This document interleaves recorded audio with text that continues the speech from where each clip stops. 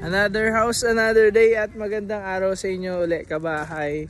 Nandito tayo ngayon sa may Tansa, Cavite at dito nga mga kabahay, kung mapapansin nyo, nandito tayo sa site ng isang pinaka-affordable na townhouse dito na kino-construct. At yung townhouse unit nila dito mga kabahay ay merong parking lot tapos may balcony.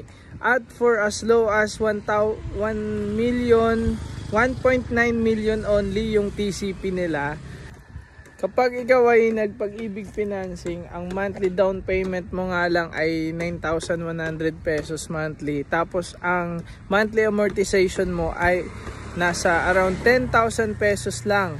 So napaka-affordable ng house and lot na ito. At itong area na to sa Tansa ay malapit na siya sa mga kilala ring mga dinedevelop, yung mga Anyana at yung mga access road. So ayan mga kabahay, yung area dito. So nagla-landed na sila ngayon. So ito yung name ng village, Montera Verde 2. Ang developer nito ay Borland. So matagal na tong Borland, kilalang developer na rin ito. At ito guys yung magiging site ng Montera Verde 2. So ayan, kung mapapansin nyo ay kino-construct na yung karsada at yung mga poste na ano yan mga poste ng kuryente yan, yung nakikita nyo dyan.